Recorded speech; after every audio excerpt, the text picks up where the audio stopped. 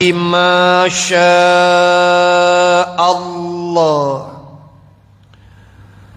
لا حول ولا قوة إلا بالله العلي العظيم وبعد أعوذ بالله من الشيطان الرجيم وإذ صرفنا إليك نفرا من الجن يستمعون القرآن فلما حضروه قالوا أنصتوا فلما قضي ولوا إلى قومهم منذرين صدق الله العظيم. Muslimin dan muslimat rahimakumullah.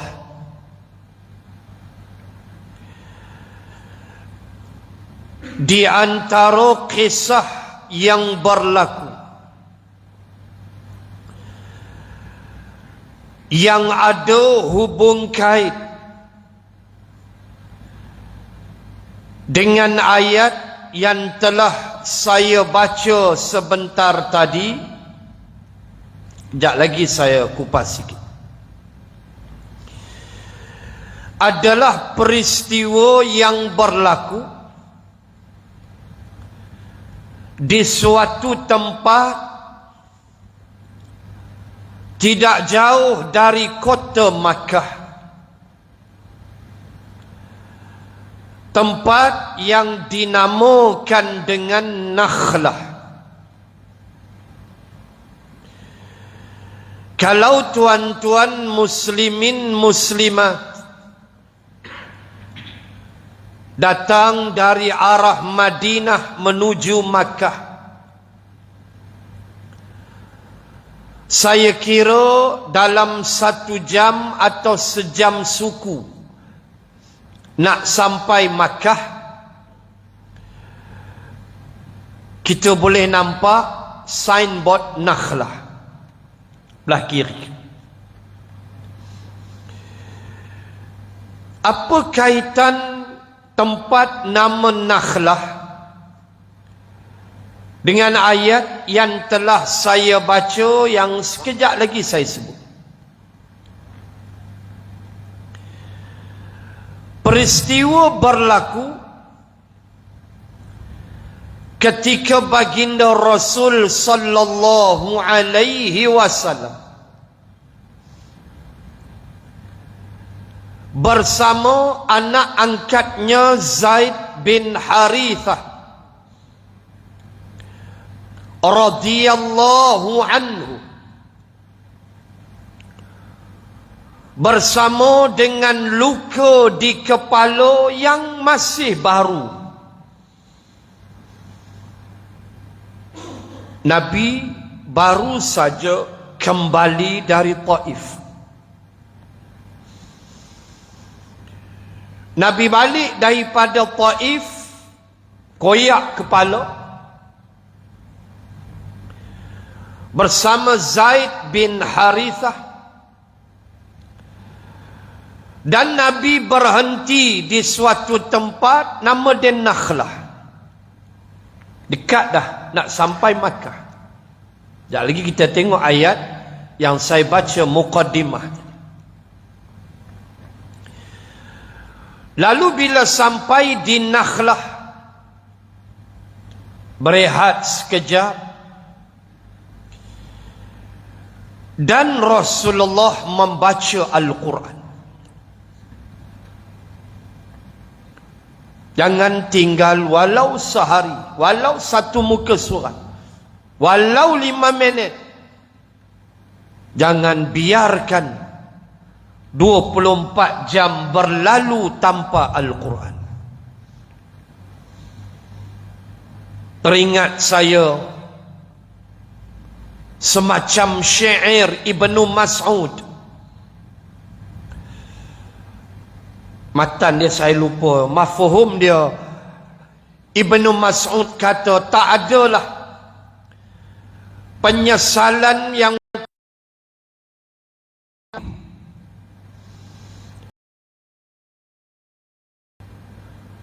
melainkan setiap hari terbitnya matahari, tiba-tiba amalanku menjadi kurang. Itu ayat ini berkait rapat dengan peristiwa di Nakhlah, dan inilah muqaddimah pengembaraan luar biasa yang mencari adat yang menguji keimanan. Tengah Nabi baca Quran,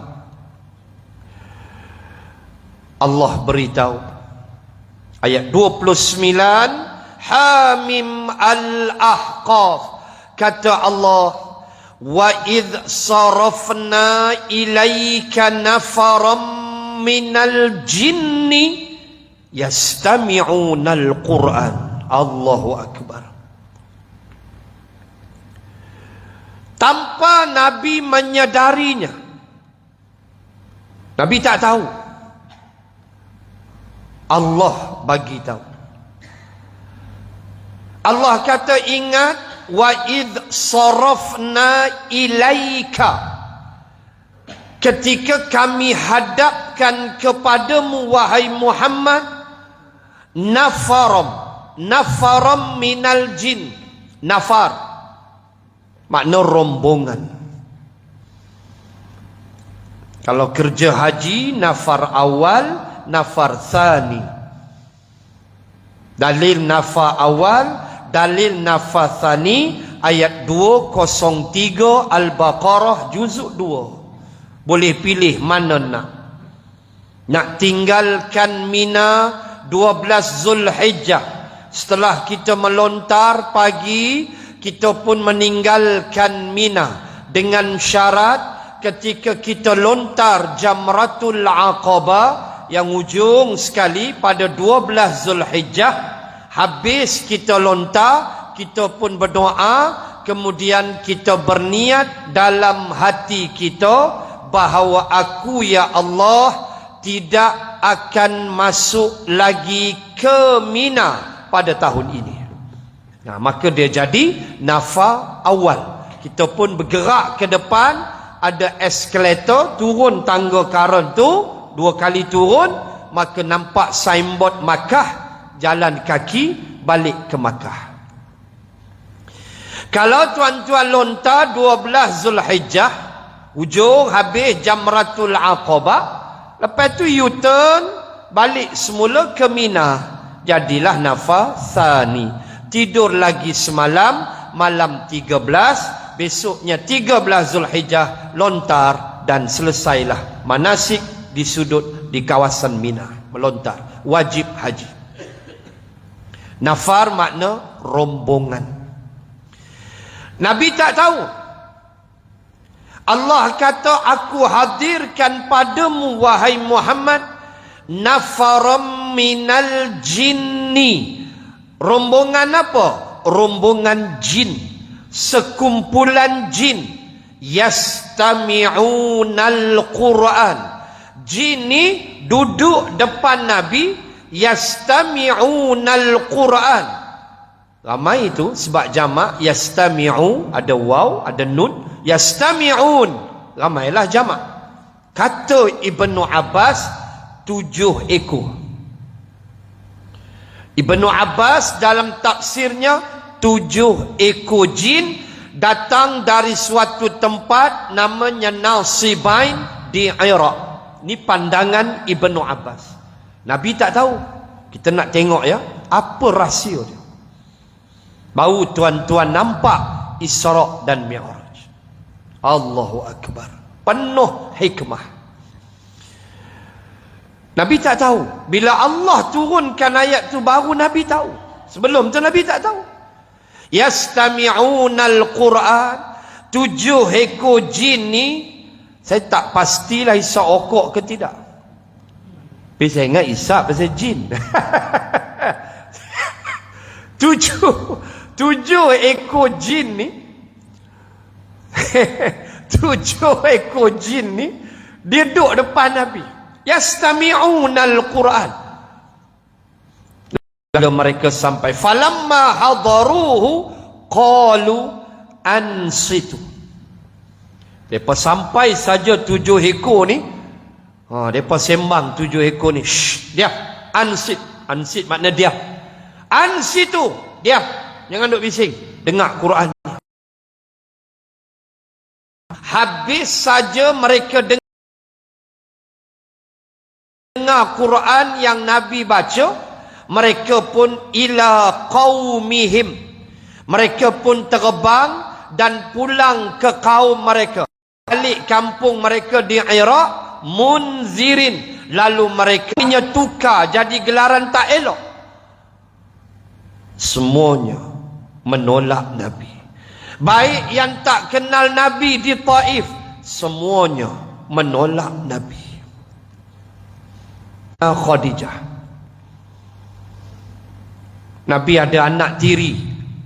Khadijah ada, sebelum kahwin dengan Rasulullah, Khadijah ada 4 orang anak, dan Nabi juga ada anak tiri 4 orang lagi dengan Ummu Habibah Ramlah binti Abu Sufyan radhiyallahu anhu. So Nabi ada 8 orang. Walau pakcik dia ni kafir, tak terima Islam, tapi di sudut melindungi anak saudara dia, melindungi Rasulullah, ini memang rutin dia hari-hari. Mati dia, sedih Nabi. Innaka la tahdi man ahbabta walakinnallaha yahdi man yasha. 56 suratul Qasas diturunkan Allah sempena kematian si Abu Talib, sempena kesedihan Rasulullah. Sedihnya Nabi, Abu Talib mati, orang luar terima Islam, orang luar rumah terima hidayah, orang dalam rumah dia mati kafir. Nabi sedih yang amat sangat. Lalu Allah turunkan 56 Al-Qasas. Allah kata, wahai Muhammad, la tahdi, kamu tak boleh beri hidayah man ahbabta, walaupun terhadap orang yang kamu sayang. Allah habaq, hidayah aku punya. Sedih Nabi, sedih. Ketika inilah serangan terhadap Nabi adalah serangan terhadap tubuh Nabi. Ketika inilah Uqbah bin Abi Mu'ayyid laknatullah yang telah mati dipancung oleh Sayyidina Ali dalam perang Badar. Uqbah mengambil najis unta, mengambil isi perut unta dan melemparkannya di belakang Rasulullah ketika Nabi sedang berada di hadapan Kaabah. Mereka sepak Nabi, mereka cekik Nabi. Bukan kata ahli sihir dah, itu mangli dah. Dia mula body contact. Nabi namakan tahun itu tahun kesedihan. Kenapa? Bukan sedih pasal kematian 2 orang tu. Walaupun Nabi sedih, betul Nabi sedih, sebab sifat manusia. Tetapi semua ulama sirah membahaskan kesedihan itu ialah kerana orang Makkah tidak lagi sudi terima Islam. Orang Makkah tak mau lagi dengar apa yang Nabi nak cakap. Nabi buka mulut aja mereka sepak Nabi. Nabi buka mulut aja mereka terajang Nabi. Nabi buka mulut aja mereka lempar najis unta pada Nabi. Maka Nabi namakan ia tahun sedih. Sedih apa? Sedih kerana orang tak nak Islam. Tu yang sedih. Kita mau ada sedih tengok masyarakat yang kadang-kadang keliru dengan Islam. Kita kena ada perasaan. Lalu Nabi ke batu.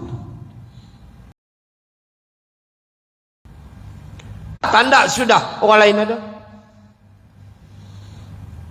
Engkau tak mau pada hukum Allah, tanda sudah generasi lain akan lahir, akan ada terima.